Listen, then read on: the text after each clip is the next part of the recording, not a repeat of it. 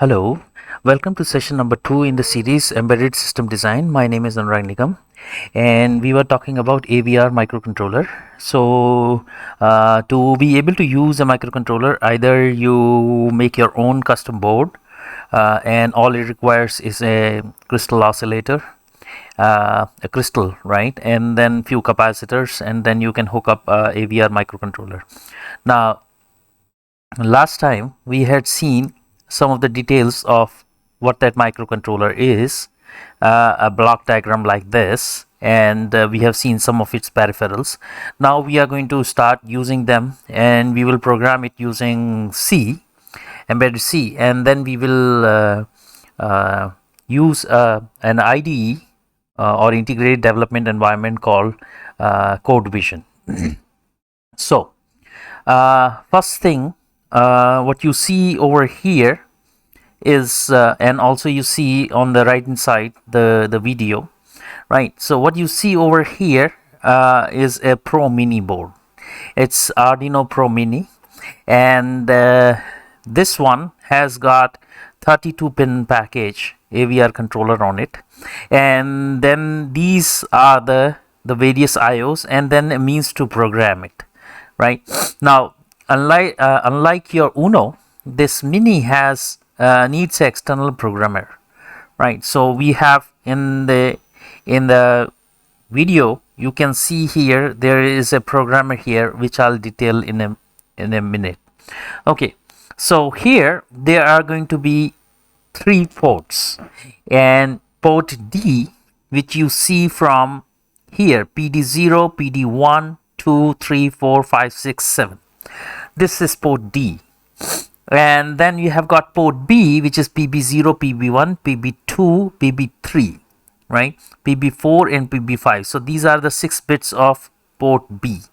And then you have got port C, which is also capable of analog inputs because it has a ADC interface to it.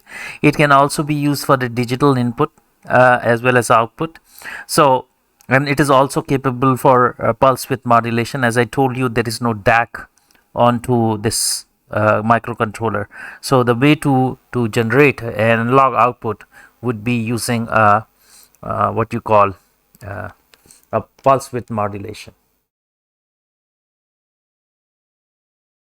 Okay, so now all these pins are multiplexed. So you can see that one pin, for example PD0, it's also RxD for a USART. USART is a serial communication, and we will go into details of it later on. But it needs a TX-RX line, right? So there is a TX-RX line which you can see here, which is also marked as PD0, PD1. RxD is PD0, TXD is PD1. And also it is a pin change interrupt 16, pin change interrupt 17. So, you know, each pin is basically multiplexed, and there are control registers inside the memory map which we discussed earlier. There are control registers which control all these peripherals. Right now, these are all memory mapped IOs, right? So they have, you know, as I told you earlier, they are in this section just beyond the boot flash, and you go to SRAM. The first 32 registers 0 to 1F, and then there are 64 IO registers. So these 64 IO registers are nothing but they are port, pin, and data direction registers. So every port, for example port D, if you want to configure it as an output port, then you have something called a data direction register, and whichever bit is set as 0, that will be an input port, and if the bit is set as 1, that will be an output port, right? So if I say PD0, you can also do a bit addressing, which will come to later on, or I can say PD. If port D, PORT-D, capital PORT-D, right, is equal to 0x00, that means I'm writing to the port.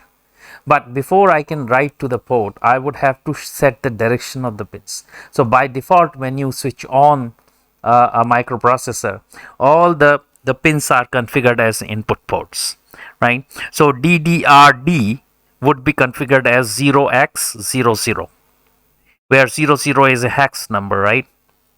So all bits are zeros. It's a 8-bit wide number. So when I say DDRD equal to 0x00, all the pins of port D are configured as input pins.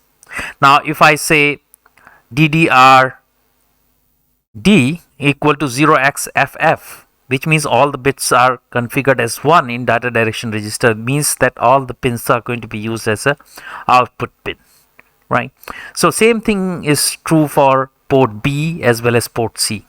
If you set the data direction registers to be 0, which by default are 0, right, and then all will be configured as input pins on that port. If I configure them as DDRD, for example, equal to 0xFF, which means all the data direction pins or the bits in the data direction register are set as 1 1, all are ones, then all the pins are configured as output pins, right? So this is like a tri-state buffer at the output which decides input or output bit. Now thing to notice is every port has got these 3 registers.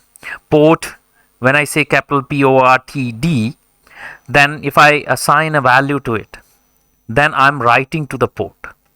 And if I say pin B or pin D, then I am reading from the port.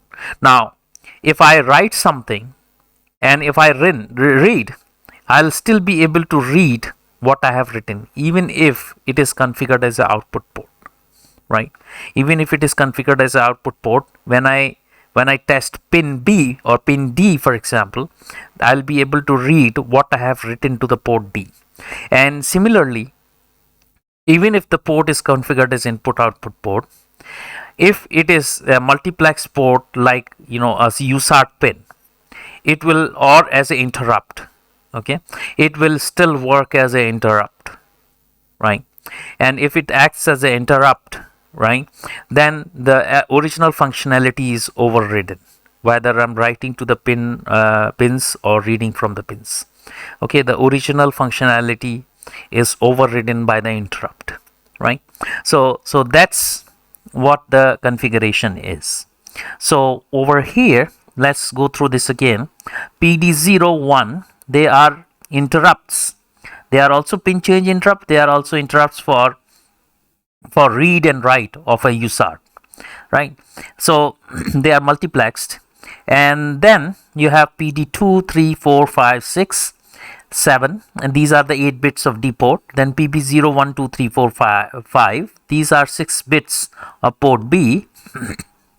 Again, you can see that this has been used for MISO-MOSI. That means it is used for SPI, right? Then it can be also used for external oscillator. You can see PB2, right?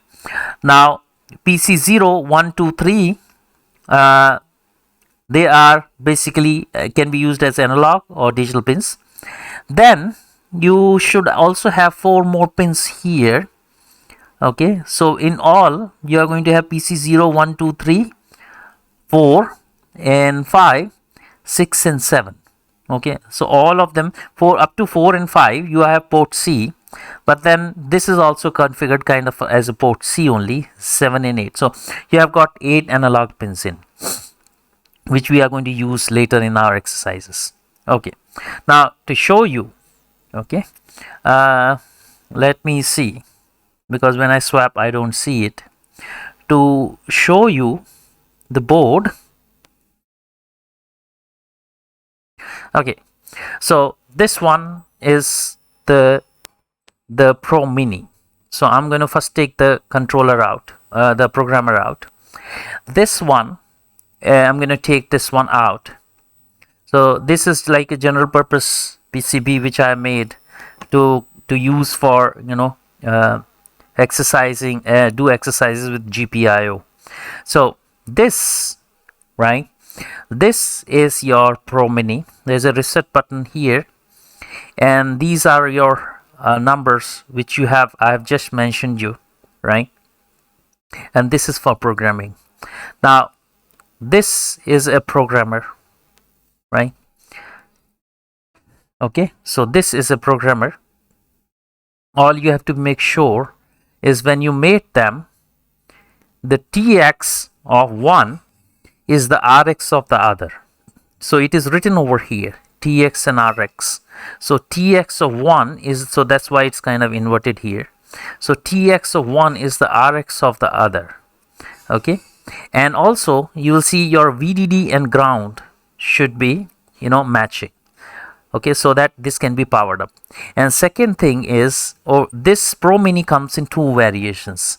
One is a 5 volt, which will mention here, right? It's 3.3 volts here. Okay, now it is usually mentioned 5 volts or 3.3. Now the 5 volts has a minimum frequency of 16 megahertz. Okay, now this 3.3 volts, the minimum frequency is going to be 8 megahertz. So I'm going to configure this as a 8 megahertz clock, because I know this Pro Mini is a 3.3 volts. And over here in the programmer, there is a jumper here. And this jumper can be put either as a 5 volt programming or a 3 volt. So there is a voltage regulator in here. So even if from the USB of the computer, you are getting 5 volts, but then I have a regulator here which makes sure that I am powering this with the 3.3 volts, right? So this is done. Now I'm going to hook this up in here. Now I'll also show you what is the circuit diagram for this board, which is very simple. Okay, so this is done. Okay, so I'll show you the circuit diagram of the board. Okay, so I'm discussing the hardware first, and then we'll go to the C language and stuff like that. So what you can see here, right? So what you can see here is that board and that programmer, and then there are 8 LEDs, and this is PD0, PD1, PD2, PD3, PD4, PD5, PD6, PD7. So these are the 8 LEDs configured to PD0 to PD7, right? And then PB0, PB1 are connected to these switches, these two switches here, right? And then there is a pull-up resistor here for these switches. So if you see in the diagram, you will see PD01, then 2, 3, 4, 5, 6, 7. They are connected to LED through 3.3 k ohm resistors to ground. Next is, now if I externally bias it, I will have to give this 3.3 volts. Now if you have an unregulated supply, you should give it to raw. There is a pin here called raw. Otherwise you can give, if it's a regulated supply, you can give to VCC over here. And in a minute I'll show you a regulated supply which I have designed, right?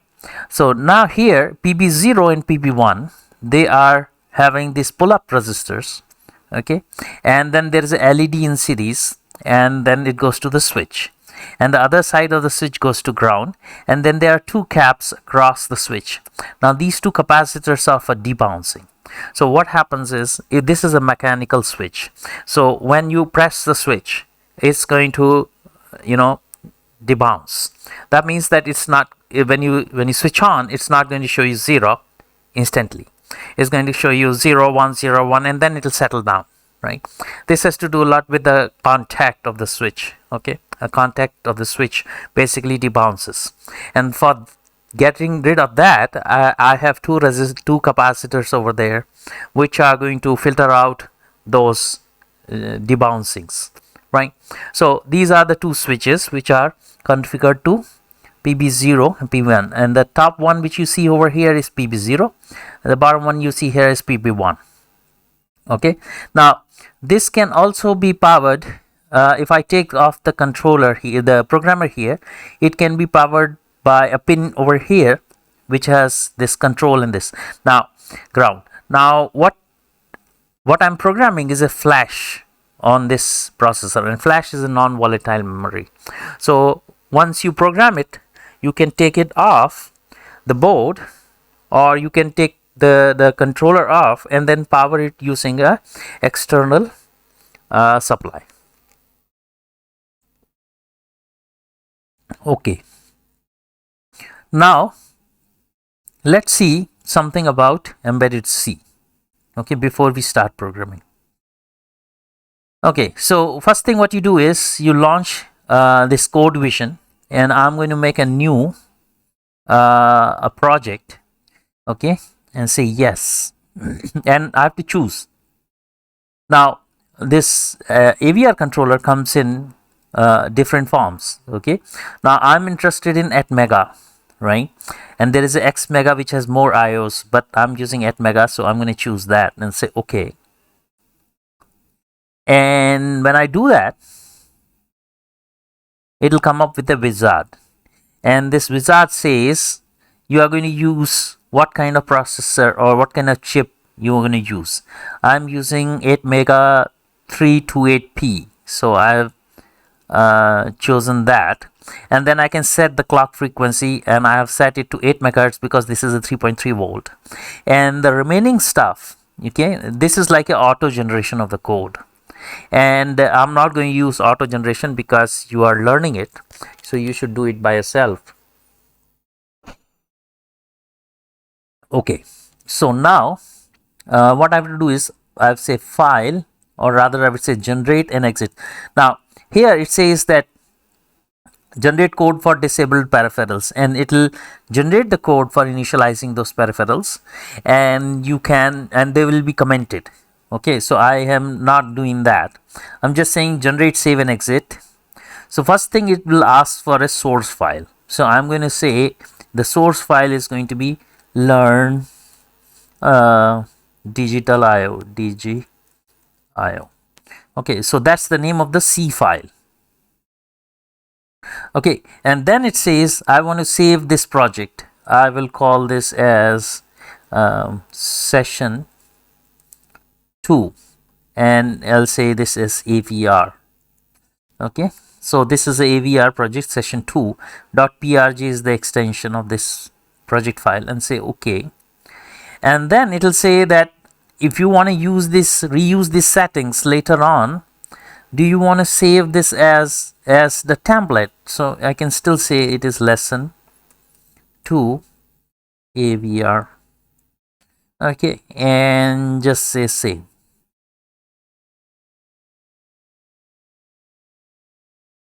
Okay, so there is a pre-written code here, and there is a code navigation here. There's a pre-written code here which I do not like because there's too much of text here. So I'm going to just say delete. So that's gone. And then I'm also going to delete these comments. Okay, so that's done. And here you see a lot of initialization which I'm going to get rid of because I don't like that. I want to do it my own, right? So I'll get rid of up to here. Okay, so I am in the main, and main has one while loop. Now I'll try to explain you what is the structure of this program. It is like C. Okay, it just includes a file which is called mega3828p, which you don't see unless you compile it. So let's just build this. Okay, now you see the header files here. Okay, so I'm doing nothing, so I can just say okay. Okay, so this is an empty program, and what's at the top? Now if you know C, at the top you have the header files, and you can put in your header files in here, right? So here the header file is called mega328ph.h, right? And the syntax is same as the syntax in C. And if you really want to learn C, then there is a 7.5 hours of crash course in programming languages on C as session 0. So you can see that playlist. Now here the next thing is, this is the main thread. This is called void main void. So what it means is that it's going to return nothing, and it's passed on nothing. And why it is so? Well, it is so because in case of a microprocessor, okay, there is no OS, so there is nothing to return. Okay, so when there is nothing to return, you can put in void as the return, right? And then it is receiving nothing because it's a main thread. It is receiving nothing from the OS, so that's why it is receiving void. So it is returning void, receiving void, and then there are two parentheses which say, okay, these are the delimiters for the main body, and then there is a while loop. Now, why there is a while loop? So if a main finishes execution, right? Let me see if I'm recording. Yes, I'm recording. Okay, so if the main finishes execution or main thread ends and the control passes to the OS, that's fine. But here there's no OS, right? Now, if there is no OS, then once the main thread finishes, whatever there is in the memory, the program counter will keep on updating and it keep on moving to the next instruction, even beyond main. And when that happens, it is processing garbage, right? So to avoid this from doing that, you put a never ending while loop. So when you say while condition 1, and the condition is always 1 because you have put there 1 physically, and then the body of the while loop is over here, it says keep on doing nothing, right? Just wait. Now what is it waiting for? It is waiting for an interrupt, right? So it is going to wait for an interrupt. Okay, now what do I do in this code? Okay, first of all, I want to show you what is this header file. Now everything is numbers in a microcontroller. For example, if I take a register, and if I was to say register, then a register basically is an address. So it's an address over here in SRAM. So one way to make things easy is inline definition. So what you do here is you say hash define or hash undefined or whatever. You are going to define these, what these stand for. So let's go here. It says hash define watchdog timer control and status register. Watchdog WDTCSR. Watchdog timer control and status register. Similarly, you can see CLKPR. This is a prescaler for clock, right?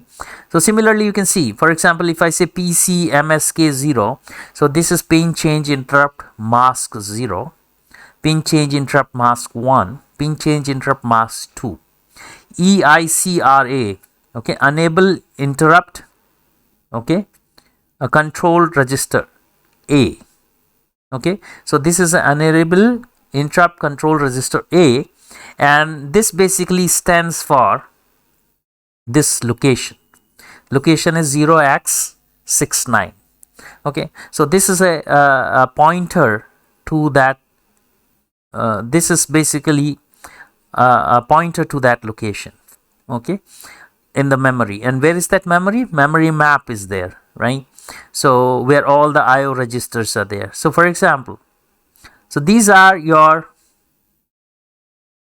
registers, control status registers. Okay, they are for your TW, which means it's going to be I2C. Okay, two wire interface or I2C. Then it is UCSR 0A, UCSR 0V. It is a USART control and status register 0A, USART control status register 0B, USART control status register 0C, right? So these are the location where these registers are found. And most of your programming is basically setting up the control registers for a particular communication or reading from the status register, right? Most of your programming goes like that. For example, for ADC, for example, you say ADCL, ADCCH. So this is a 10-bit ADC. So 8 bits are in the 8-bit register ADCL, and then the 2 bits are in ADCH. Okay, so that's that. Now ADC SRA is a ADC status register A, ADC status register B, and then AD mux, which line you want to use for analog input, whether it's going to be PC0, PC1, PC2. So that mux would set that, right? Then so that's about ADC.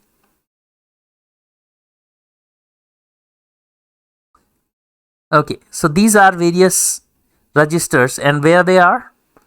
They are here, 64 IO registers, which you see here. They are those locations. Okay, now the next thing what you see here is the interrupts. Okay, so what is the interrupt? Okay, so let me explain you. So now the program or the microcontroller is busy doing this loop. Okay, where is the loop? Okay, it's busy doing this while loop, which means it is doing nothing. It is just in that loop, never ending loop. As soon as the interrupt comes in, microcontroller has an instruction that jump to the location of that interrupt subroutine and start executing that. So before jumping to that location, it's going to take the content of a program counter and it's going to store it in the program stack, right? Then it's going to take the registers, okay, and registers which are currently unused here. In this case, registers are not there. It's going to back up those registers onto data stack, and then it is going to so it has a return address. The addresses, the registers are backed up. Then it is going to load the program counter with the address, and that address comes from this vector table. So let's go to that vector table. Okay, so this is a interrupt vector table. It says that 2 here. So this is an array. This is an array of addresses. Okay, so this array basically is given a name, right? Just like hash define ext underscore int0. So that's a name given to the index 2. Then there is index 3, index 4, 5, 6, and each one is given an alias. 7 is a watchdog timer, right? So and so on. Now, if you look at ADC, 22 is the vector index 22. At that vector index, the subroutine for ADC interrupt is going to be stored. So these are pointers to those, you can say the pointers to those functions or pointers to those addresses. Okay, so here one thing I want you to notice is pin change interrupt. So the interrupt can be issued in a number of ways. The highest priority interrupt is the one which has the least index. So in this case, the reset has the least index. And then there is an external interrupt 0, which has an index of 2. External interrupt 1, which is an index of 3. So you can configure these interrupts, and there is a physical pin associated with this interrupt 0 and 1. So for example, if I want to work on interrupt 0, and if I go to Pro Mini, so if I look for int0, let's see where is int0. So over here PD2 is int0. So I will be expecting interrupt 0 on PD2 pin, then interrupt 1 on PD3 pin, right? So that's that. Okay, so that's external interrupt I'm expecting. Now PC is pin change interrupt 0, 1, 2. So these are the banks of interrupts. So if I say pin change interrupt 0, that means that I'm going from PC interrupt 0 to 7. Okay, so let's see where they are. Okay, what we see here is PB0 is PC interrupt 0. PB1 is PC interrupt 1, right? PB2 is PC interrupt 2, 3, 4, 5, 6, and 7. Okay, so I think they are not contiguous. Okay, so these are pin change interrupts. Then there is a bank 2. that bank 2 is going to be PC interrupt 1. Okay, and that will be PC interrupt 8 to 14, right? And then there are corresponding pins you can check out. Then there is PC interrupt 2. Okay, so that would be for your bank of interrupts, which will go from PC interrupt 16 onwards up to 23, right? So these are your pin change interrupts, and what it means is whenever the status on a pin changes, it's going to issue an interrupt. So whether 0 becomes 1 or 1 becomes 0, it's going to issue an interrupt, right? So we are going to use pin change interrupt in the exercise coming up, right? Now besides this, so these are about interrupts. Besides this, where is the definition of ports, you would say, right? So basically in this include file there is another file which is included, which is called mega328p underscore bits.h. So if you go to that file, and that file you will see the bitwise addressing. Okay, so I'm not going to go into what is bitwise addressing, later on I will, but here you will see for USART, for TWI, you see all these bit addressing, but somewhere at the bottom, beyond counters, timers and counters, let's go even further down. Okay, so are you supposed to learn all this? No, you should just keep a manual handy, right? Whenever you want to program something, you just find out what you need to enable, what you need to set, and stuff like that. So this is for ADC. Okay, so this is bitwise addressing. This is an analog comparator. Okay, data direction port B, data direction registers.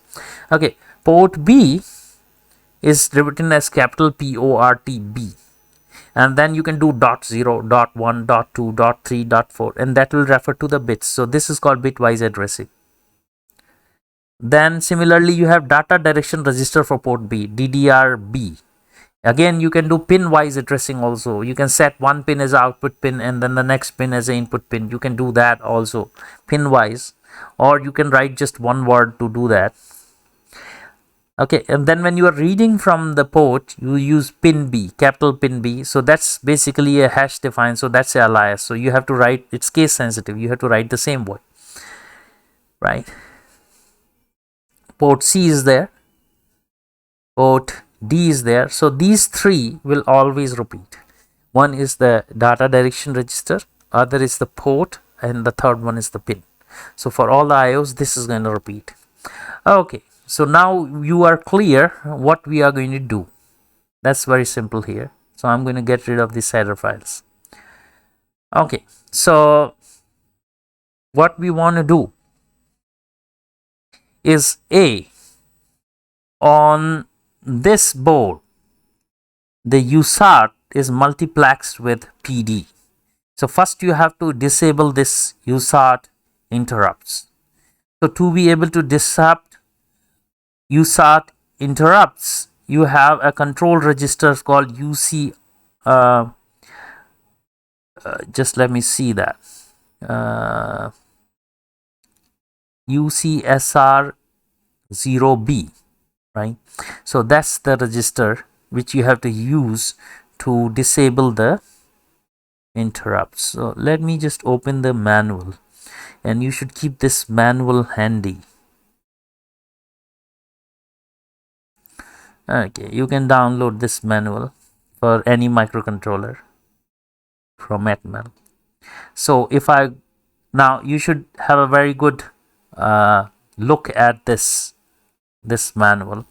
I'm going to go to 250 page. So because I know this, so I am at USART. Okay, so USART baud rate is in UBR. Let's look at the control status register. Okay, control status register, UCSR control status register 0A. Now this one is used for flagging. It's a more of a status register, whether the receive is ready or transmit is ready or whatever. And then, you know, other stuff. When we do USART, you will see this. But here I'm interested in just disabling the interrupts for receive and transmit. So USART UCSR0B. There are 8 bits, and the 7th bit is receive interrupt enable 0. So the PD0 bit is RX interrupt, and PD1 is TX interrupt. Okay, so bit number 6 is that. So if you want to enable USART, you have to have these bit sets as 1, but you want to disable it. So what I'll do is I will set everything as 0 here. You see, these are all enabling the either the functionality or the interrupts, right? So these are all enable bits for USART.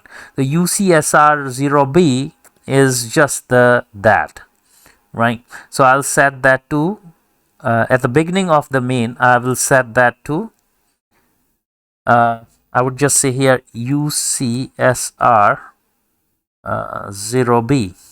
Okay, let me just put a enter here.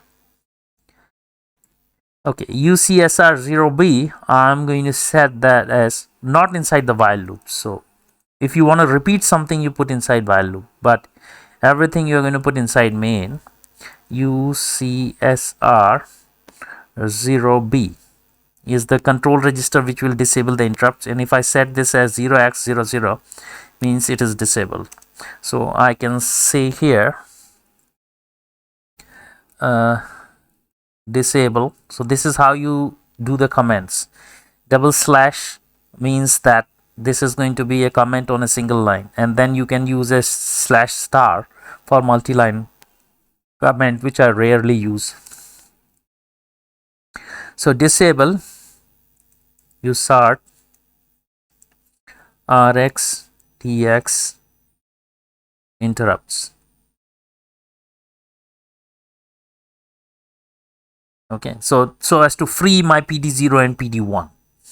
Okay, so this is being done. Now the next thing is I'm going to set the pins DDR data direction register, DDRD. Port D I'm going to use. I'm going to set that as 0xFF. So this is going to be the output pin. Then port B is already set as the input by default, right? Because when you boot this controller, all the ports are set as, all the pins on the ports are set as input pins. Here I'm going to use volatile. Now in a bit I will come to what is a volatile, and then it's unsigned, and then there is a character. Okay, and I'm going to say I want to do this character called dis for display, right? So I have created that. Okay, and here I can do this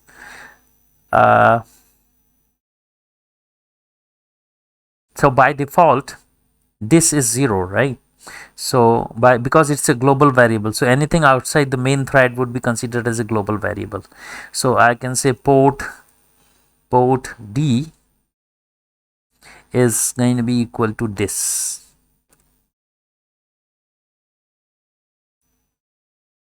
Right, now this is done.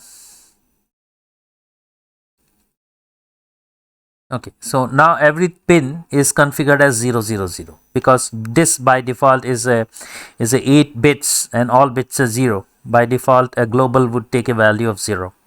Okay, so inside while I can say this I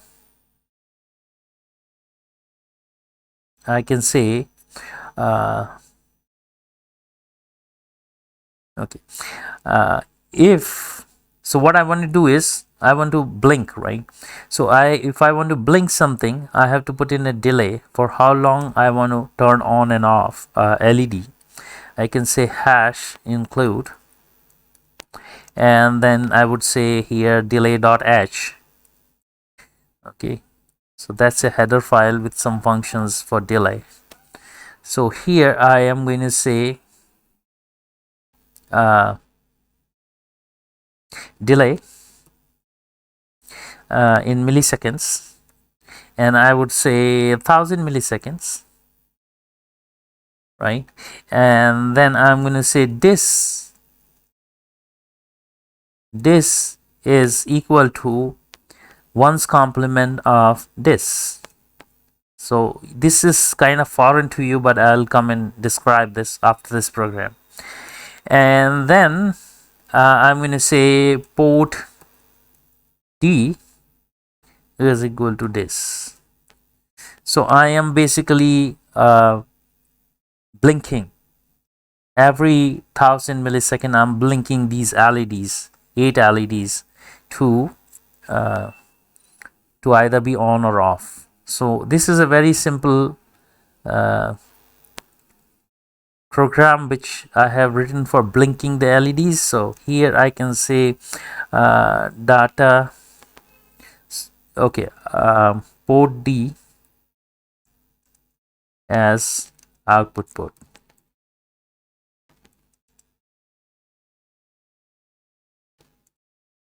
Okay, and this is just displaying, and here I would put a comment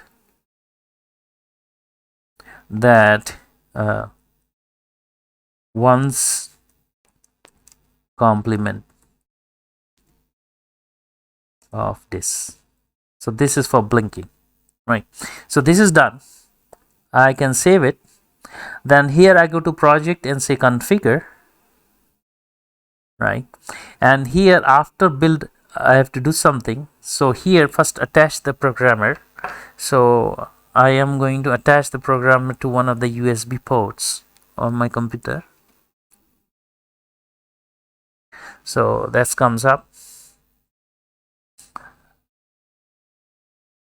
right? And I am going to say program Arduino, upload to Arduino, and this is going to be 328p, and this should show as a COM port. It didn't. Okay, reason is I have to open this again. Cancel. I have to go and open this again. Project, configure, after build, upload to Arduino, port 7 it has taken, and say OK.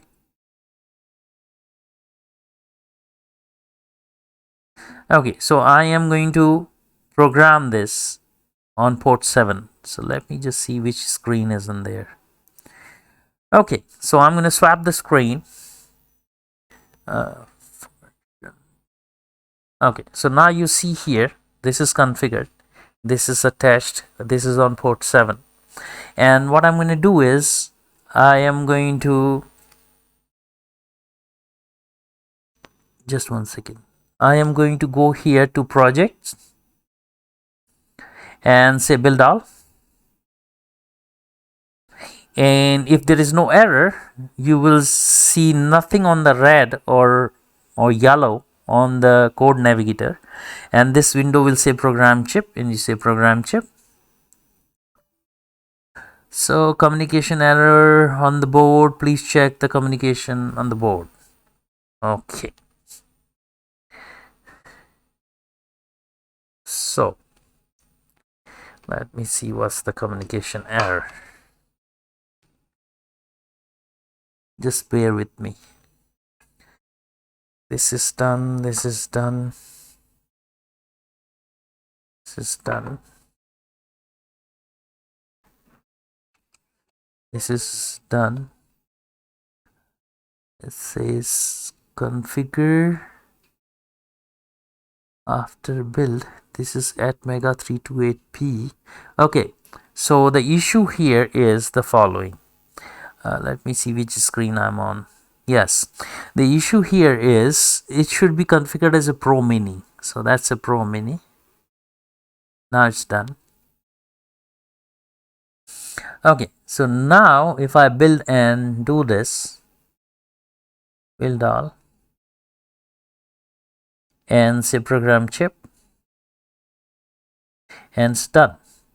So the chip is programmed, and let me see which screen I am on.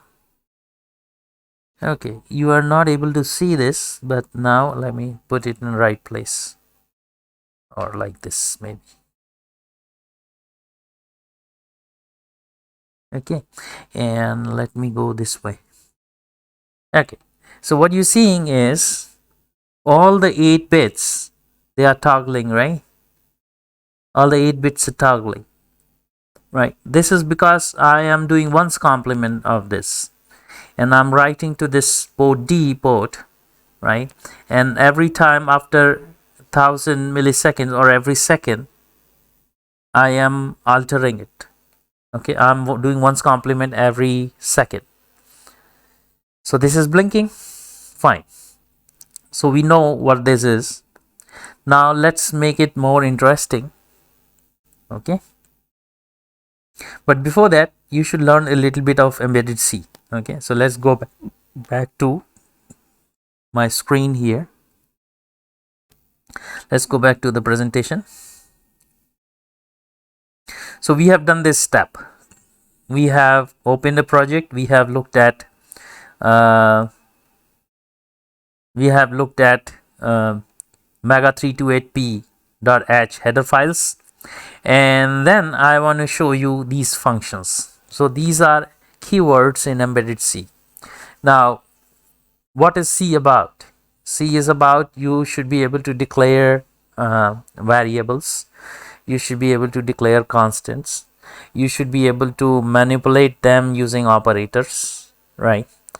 And then you should be able to do conditional branching, which is done by if statement, or you should be able to do loop, like which is done by the while loop, or while we have seen already the example of while loop.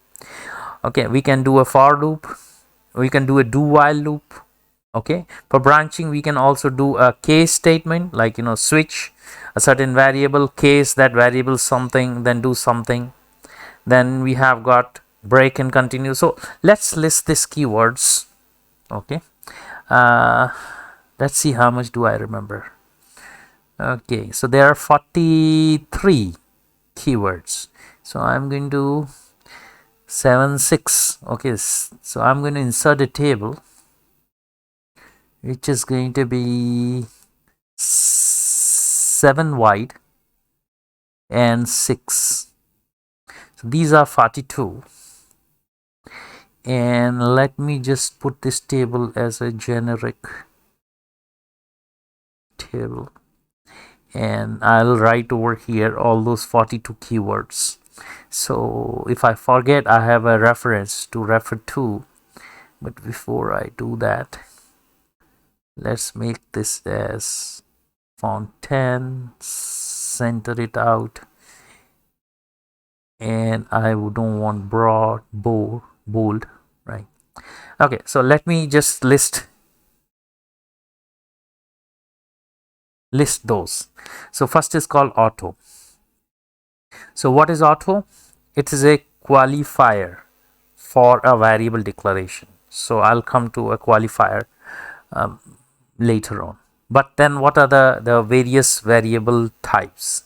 Variables are basically aliases or names given to storage locations, right?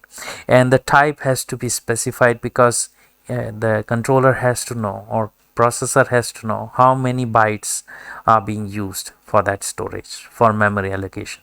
So if I say you want a character, it means that there are 8 bits or 1 byte. So I can say here one type is called character. Okay, then there is also something called bit, right? I hope you can see it. Hang on.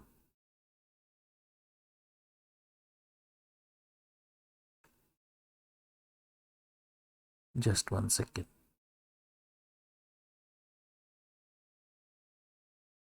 Probably now you can see it. Okay, so character is again a variable. Bit is also a variable.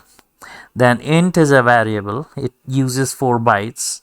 Then float is a variable. It uses 4 again. Then double is another variable, right? So you have got int, float, double, character, bit. Then you have got qualifiers, which says whether it's a signed.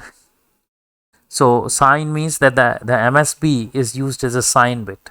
So that means that the entire range is divided into half. So if I take 8-bit number, so you have got plus 0 to 127, but then you have minus 0 to 128 because the sign bit is also included, right?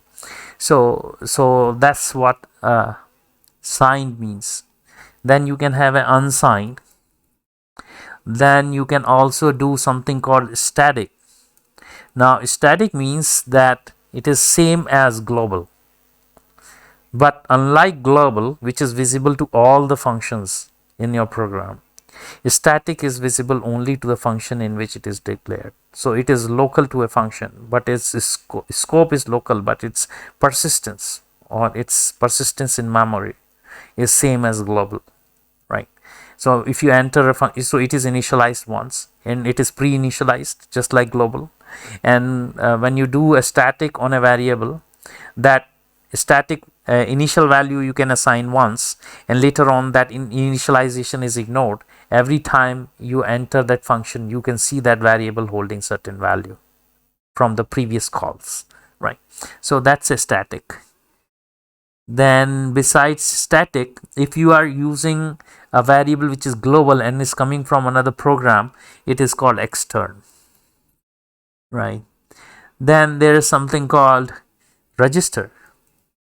A register qualifier before, for example, if I say register character or register int, that means that I'm physically going to use those registers 0 to 31 in your memory map file.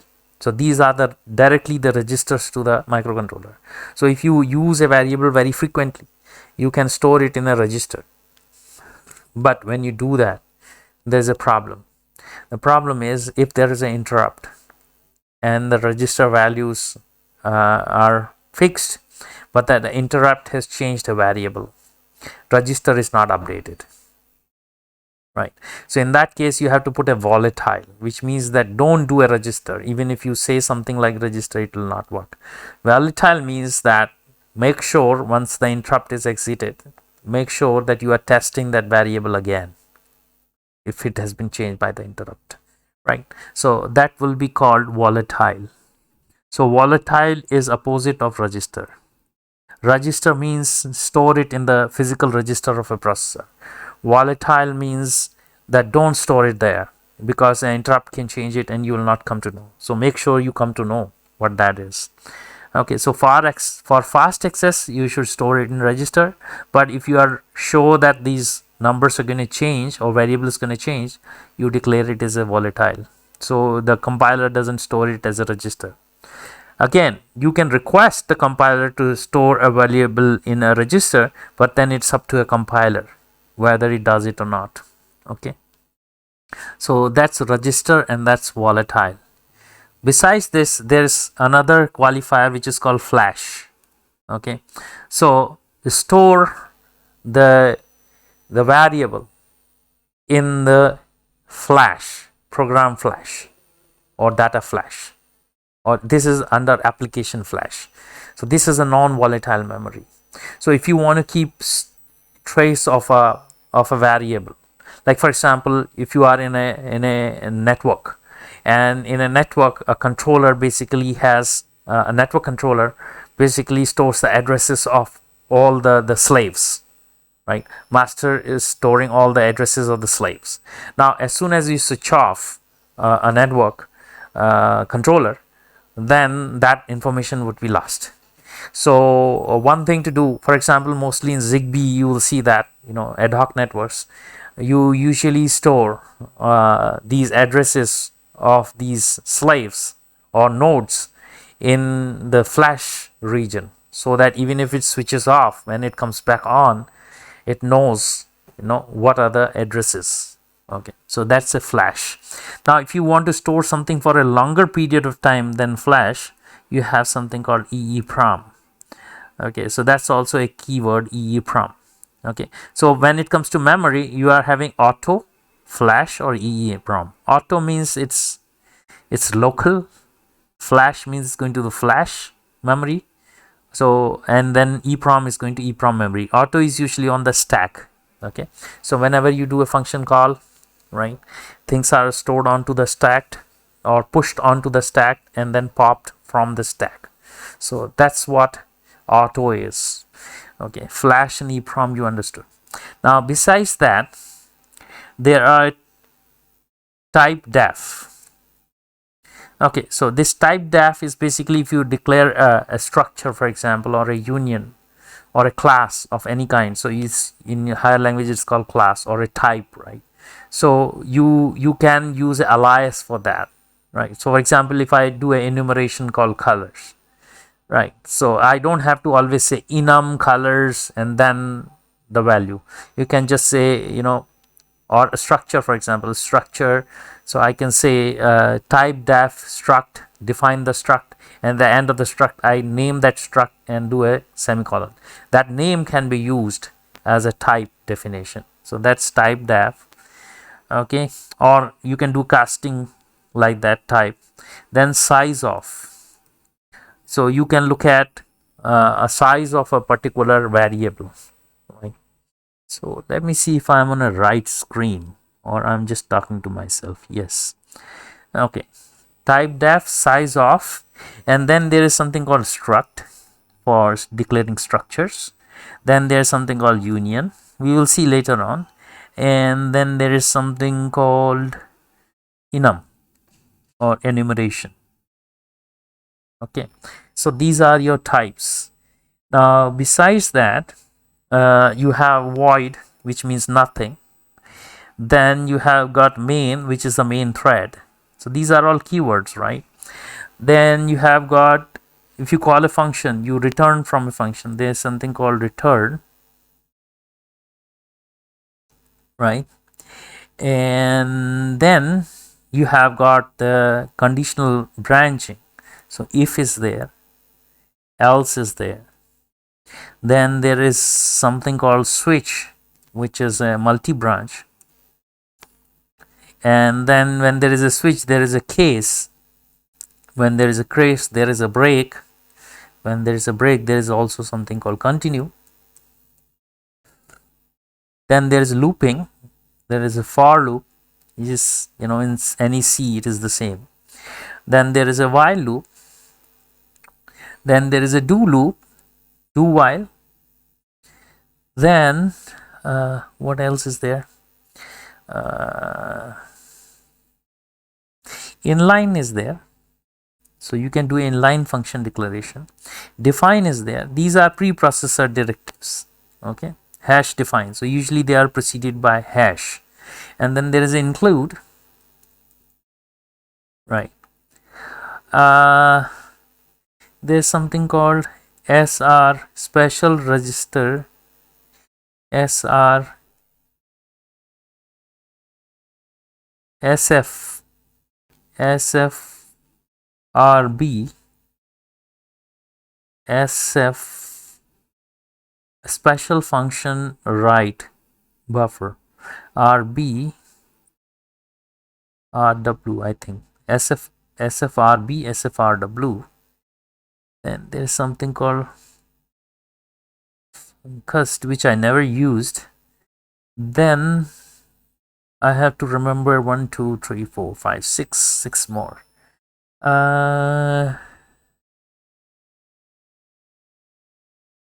That basically just shows you that how much C you know. So if you can remember all the keywords, right, it'll be easy to do this. To while funcust.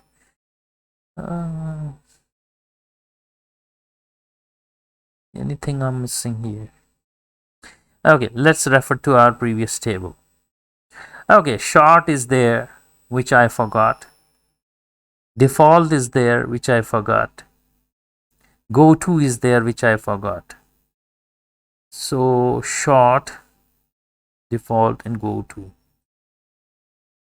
Okay, why I'm writing this? You should have a habit of writing this so that you remember this kind of stuff. You will basically know entire C if you know what these are. Short, default, and then go to. Go to. What else? Three more words are there. Short, default, go to. Bit is there, register is there, flash is there, double is there, int, character, auto, EEPROM, volatile. Const is not done. Constant. Interrupt is not done. Constant, interrupt, and then one is missing. Continue, union, struct, SR, SFR, WSF, funcus, go to. Okay, constant is done, is missing. So constant.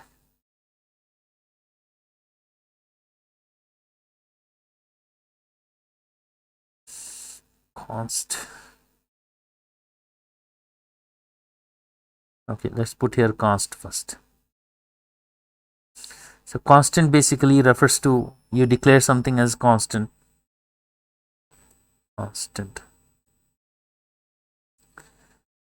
Okay, and what else I have to define? Long is not there, right? Long I forgot. And then there is one keyword I have to find more. So long, and there is one more. Okay, so let me find out one more. Float, double is not done, right? Float is done, double is not done. Double is done. Float, double, register, flash, static, volatile, constant, type, def, size of, signed, unsigned, include, void, main. Interrupt is not done. Okay, interrupt. The reason for writing this table is I could have just shown you the table and read from that, but I would not have described every one of them, right? Insert text.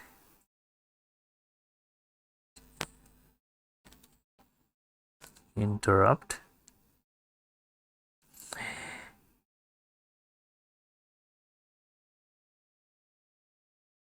Okay, so we have written all the keywords, and now we know what these keywords are. So I have just brushed up your C. Next is the operators. Okay, so let me just write down. I can just show you the operators, but let me just insert table to only maximum. Okay, type of the table. Okay, so here I am going to show you operators and explain them what those operators are. And I would probably need more of these. So let me just change some of the stuff here.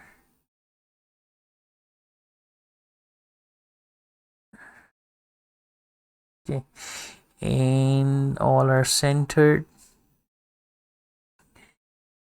and that's it.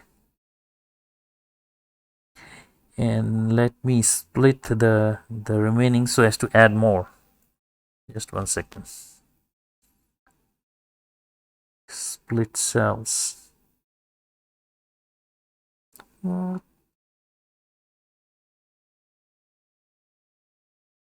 Okay, let's do 5 more. Okay, fine. So first, precedence wise, I'm going to write. Precedence means which operation takes place first, right? So I guess with the keywords, you know most of the language. Apart from that, there's something called pointers, and there's something called arrays, right? And we will discover that, as we go. We don't need them right now, right? So let's there. Highest precedence is for the bracket. Next is for the dereferencing operator. Next is dereferencing with a pointer, right? And next is with the arrays indexing. So this is the highest precedence, which are called primary operators. Then apart from there is something called unary operators. So unary operators means there is only one operand, right? For example, I can do a plus plus, which means increment by 1. I can do a minus minus, which is decrement by 1. Then I can do a star, which means contents of a pointer. Then I can do a ampersand, which is address of a variable. Then I can do a typecasting type. Then I can do a size of. Okay. Then what else is a unary operator? There's something called tilde. This tilde is one's complement of a binary number. Tilde. If you precede any binary number with a tilde, which means you do one's complement. Then if you just do one bit, there is going to be a not, right? Okay, so these are your unary operators. Now comes the arithmetic operators, right? Okay, arithmetic operators. The first one comes is a multiply. Next is divide, and next is mod. Then next arithmetic operators.